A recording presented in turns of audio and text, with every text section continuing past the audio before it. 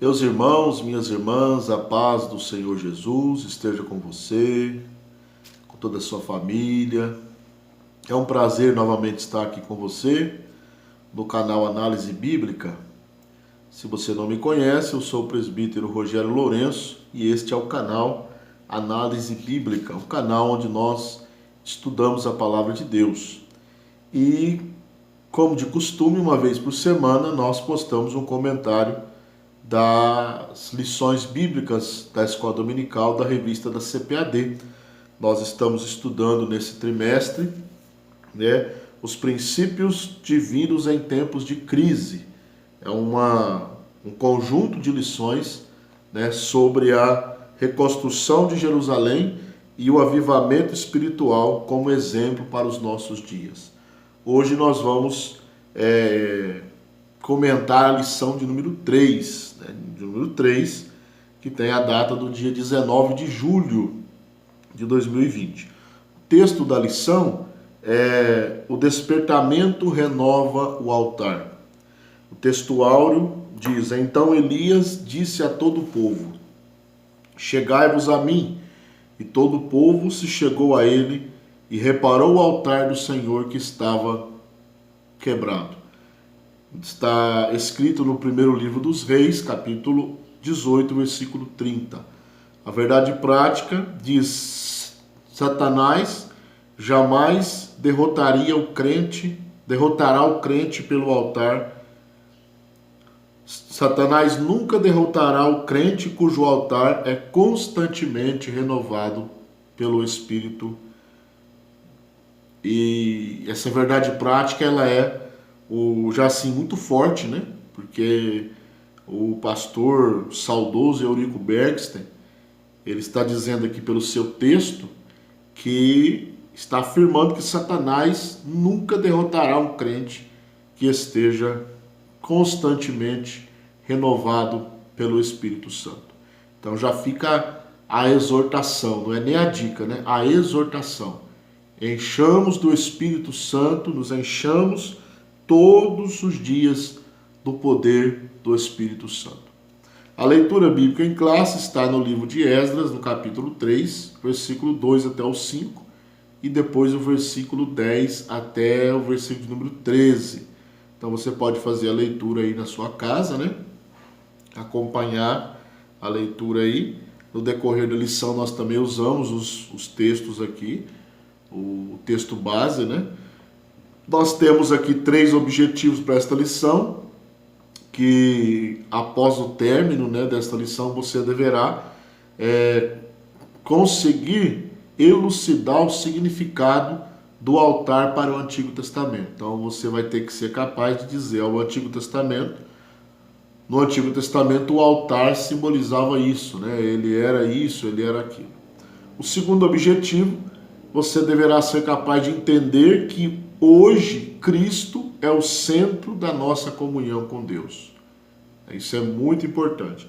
E o objetivo de número 3, você deverá ser capaz de comprovar que nem todos os despertamentos que tem hoje, de hoje, têm as características mencionadas, de um verdadeiro despertamento. Então você vai ter que ser capaz de entender, sim, hoje aquilo que se chama de avivamento nem sempre tem as características daquele despertamento que houve aqui no tempo de Esdras, na reconstrução de Jerusalém, Zorobabel e assim por diante.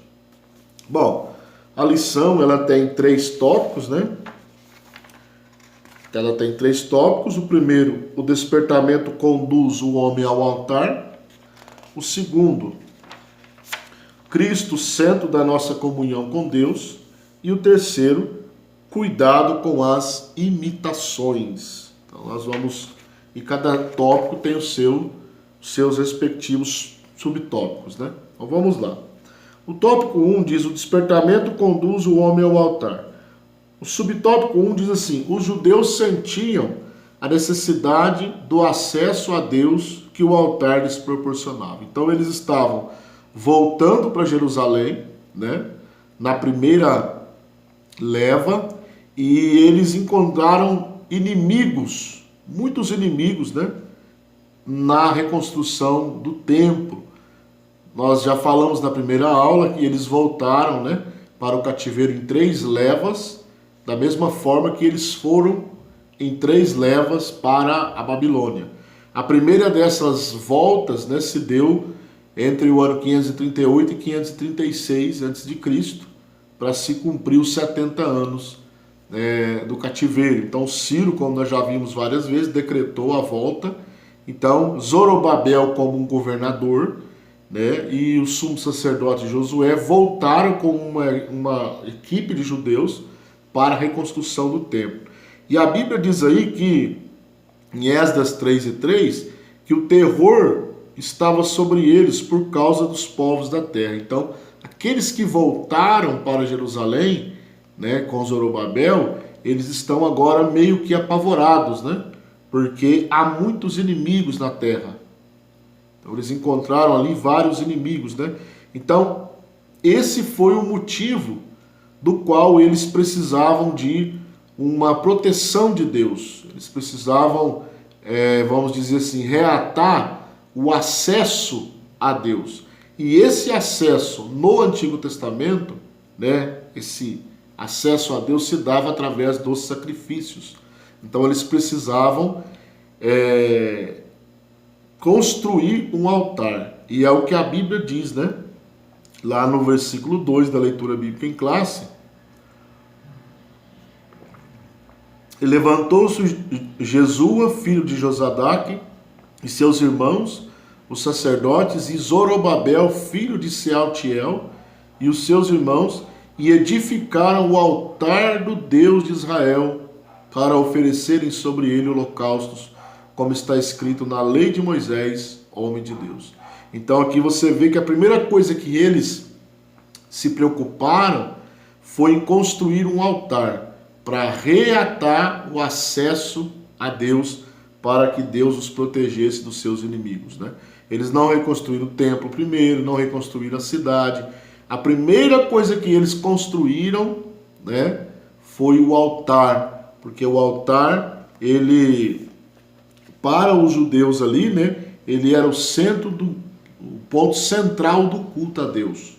Era o altar. O altar recebia os sacrifícios eram oferecidos ali, e isso levava o judeu através do sacerdote, que intercedia pelo povo, através dos sacrifícios, levava o judeu a ter comunhão com Deus novamente. Então eles se preocuparam com isso, em construir um altar. E aqui nós já podemos fazer uma aplicação, né, para a nossa vida, né? Quando nós estivermos aí, talvez, passando momentos difíceis, né, rodeado de inimigos, nós precisamos fazer uma análise para ver como está o nosso altar, né? Como está a nossa comunhão com Deus, como está o nosso acesso a Deus. Então é bom fazer uma reflexão para ver como que está o nosso altar, né? E porque o altar, ele simboliza comunhão com Deus, e comunhão com Deus simboliza proteção, né? O subtópico 2 diz: todos os despertamentos genuínos começaram com a reconstrução do altar. Então aqui o autor, ele cita alguns exemplos, né, de alguns avivamentos, né, alguns despertamentos, e sempre começando com a reconstrução do altar. Primeiro ele cita o profeta Elias, a famosa batalha, né, contra os profetas de Baal. Então ali ele conserta o altar que estava quebrado, né, e sobre ele oferece o sacrifício ali.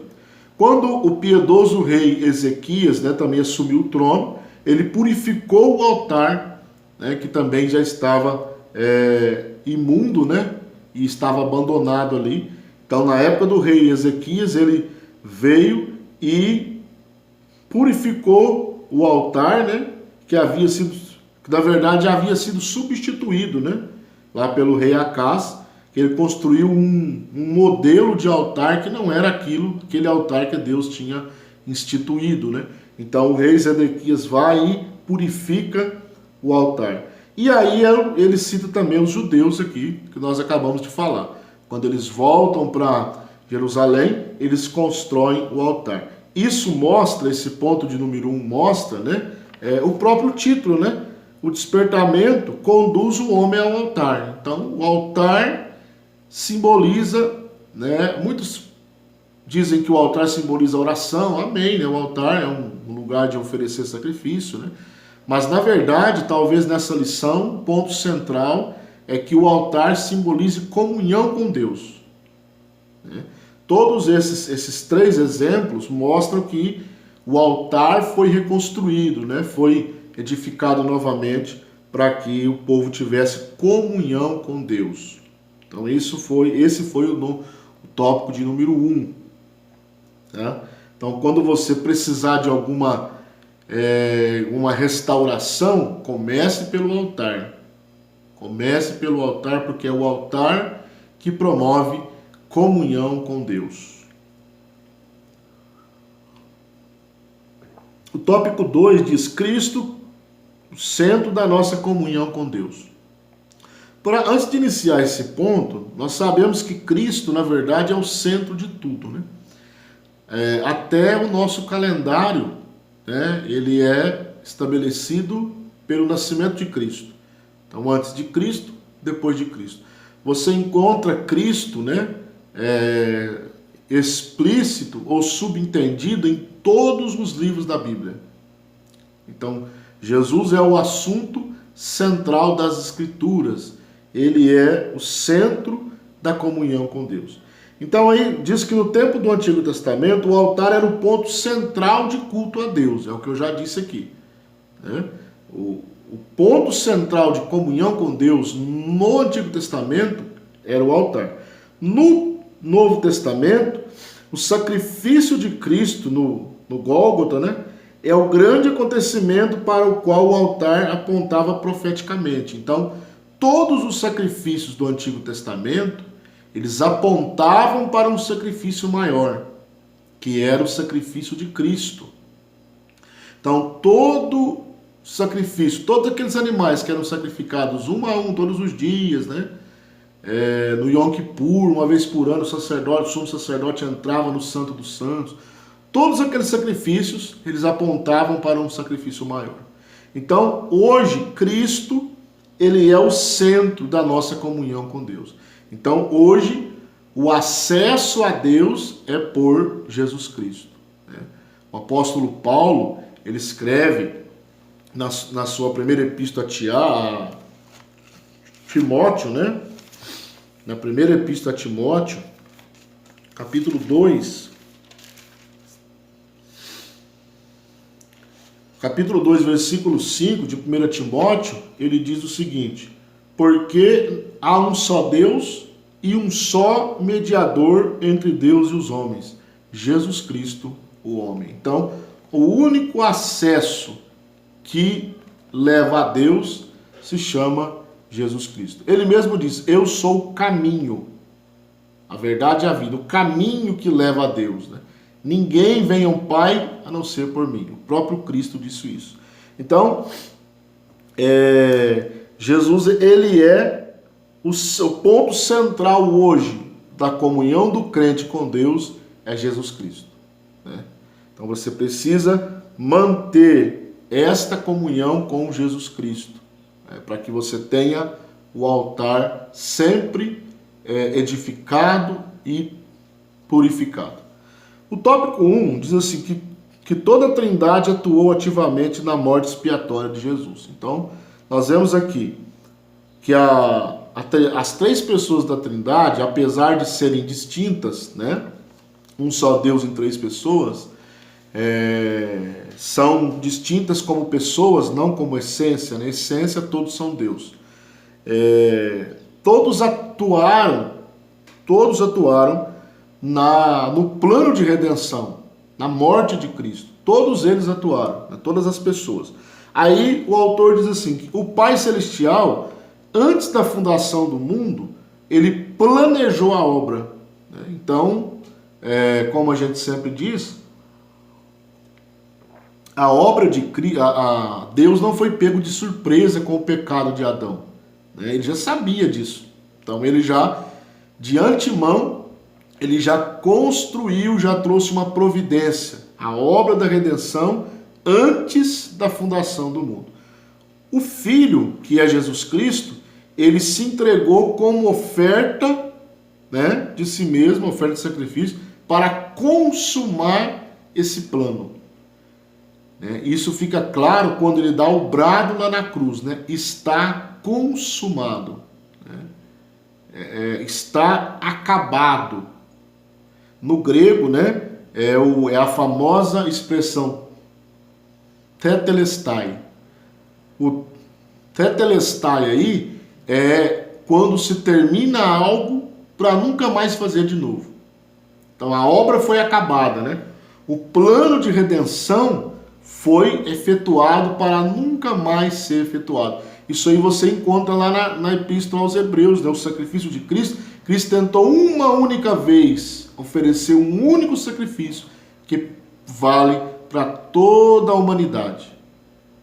Então Cristo consumou esta obra. O Espírito Santo, ele ajudou, né, Jesus a vencer os obstáculos que se levantaram até ele chegar à cruz, né? Então, já de criança, ele quase foi morto, né? E isso acabaria com o plano de redenção, porque ele teria que ter passado por aquilo que ele passou, né? Então o Espírito Santo sempre esteve com Cristo, como a terceira pessoa da Trindade, sempre esteve com a segunda pessoa da Trindade, né? A Bíblia diz que Jesus foi ungido pelo Espírito Santo. E também um acréscimo aqui, né? O Espírito Santo, ele trabalha na redenção, aplicando esta redenção ao ser humano, né? Então o Pai planejou, o Cristo executou a obra e o Espírito Santo ele veio para aplicar a obra na vida daqueles que querem, né, esta redenção. João 16:8 diz que quando ele vier, uma referência ao Espírito Santo, ele convencerá o mundo do pecado, da justiça e do juízo. Então é o Espírito Santo aplicando a salvação, plano de salvação na vida das pessoas, na vida dos pecadores, né?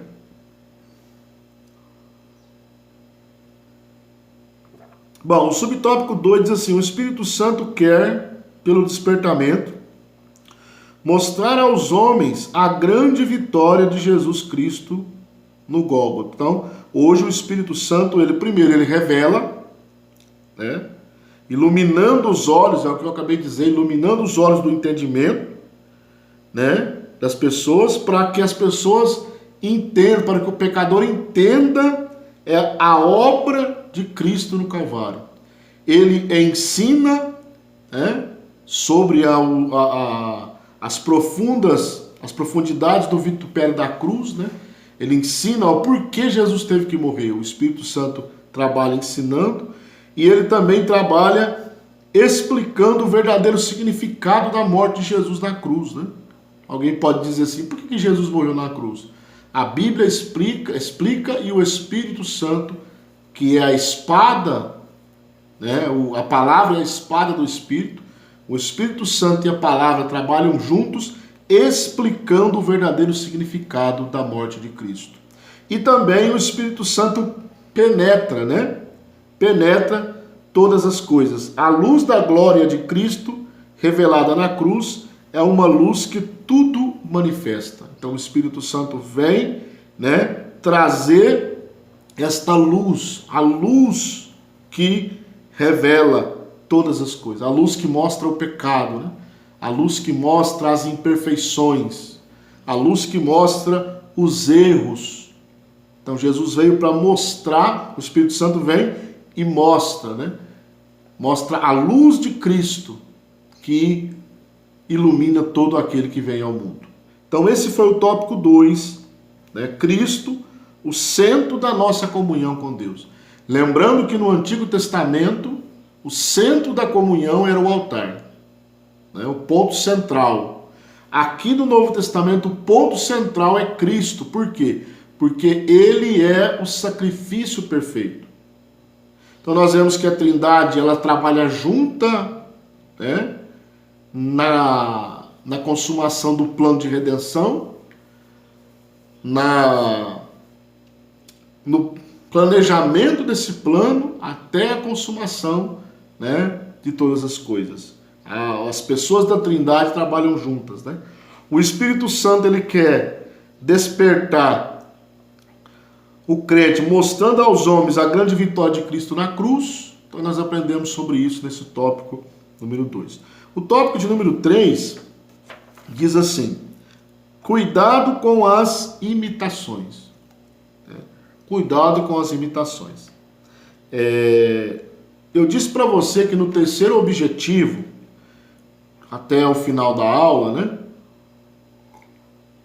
O terceiro objetivo é que você deverá ser capaz de comprovar que muitos despertamentos, entre aspas, que nós vemos hoje,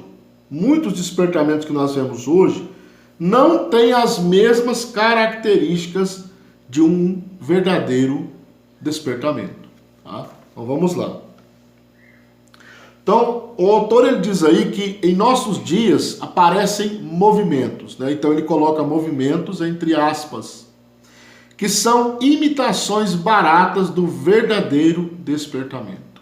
A primeira coisa que nós precisamos frisar aqui é a seguinte: movimento, barulho, não é sinal único de avivamento. Não é sinal único de avivamento. Eu explico. Eu sou pentecostal, né? Muitos crentes são pentecostais, sabem que o crente pentecostal, o culto do crente pentecostal, né? Tem hora que tem aquele movimento de louvor, né? Que a igreja sente a presença de Deus, né?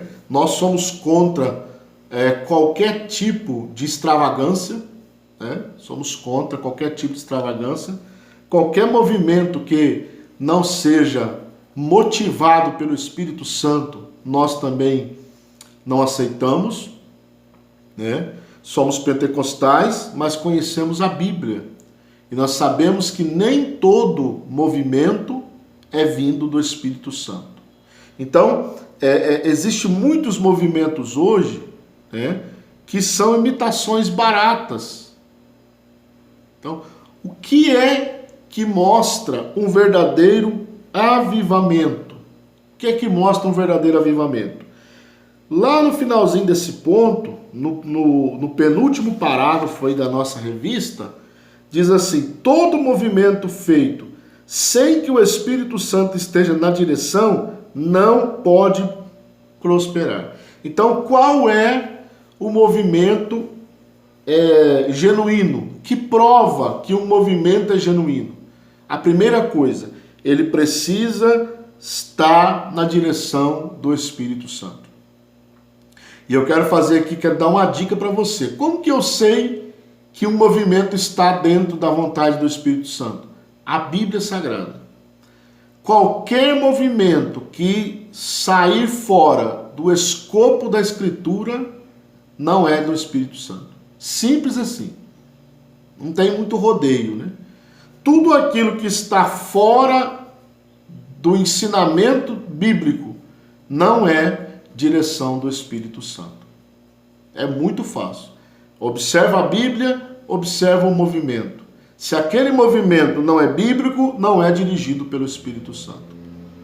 Então, barulho, lógico que quando, já reitero aqui a minha fala, né? Somos pentecostais e tem hora que nós fazemos barulho, aquele barulho que o Espírito Santo nos leva a adorar, né?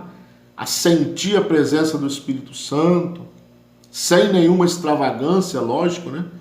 Então, nós sabemos que o avivamento gera este movimento, porém, não é o único. Então, quando há um despertamento, há abandono do pecado, há o desejo de voltar à Escritura, a ler a Escritura, a estudar a Escritura, né? Há um desejo de abandonar o pecado, há um desejo de santidade, há um desejo de de oração, tudo isso advém de um verdadeiro avivamento. Então nós precisamos tomar muito cuidado com as imitações. Hoje está cheio de imitação, né? No mundo do comércio, está cheio de imitação, né? E no mundo religioso, infelizmente, isso também acontece. Então, o que nós precisamos entender aqui nesse ponto?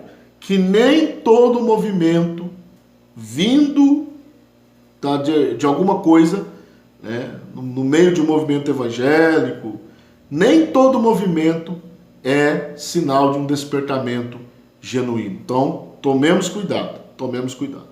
Então, nós falamos no início da aula os 3 objetivos desta lição. O primeiro, elucidar aos alunos o significado do altar para o Antigo Pacto.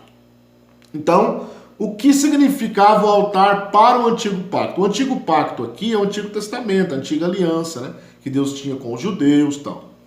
Então, o altar aqui, no Antigo Pacto, o altar era o ponto central do culto a Deus.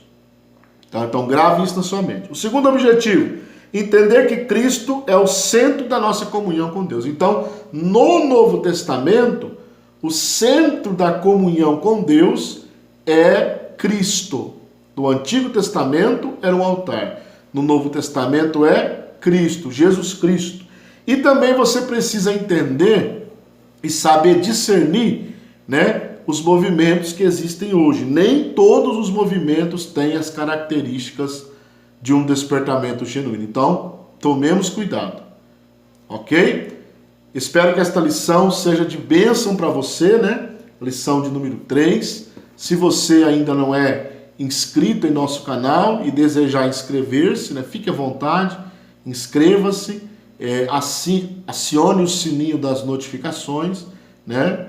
Deixe o seu like se você gostar e compartilhe esse vídeo nas suas redes sociais para que mais pessoas tenham acesso ao ensino bíblico de qualidade. Que Deus te abençoe, em nome de Jesus, e até a próxima.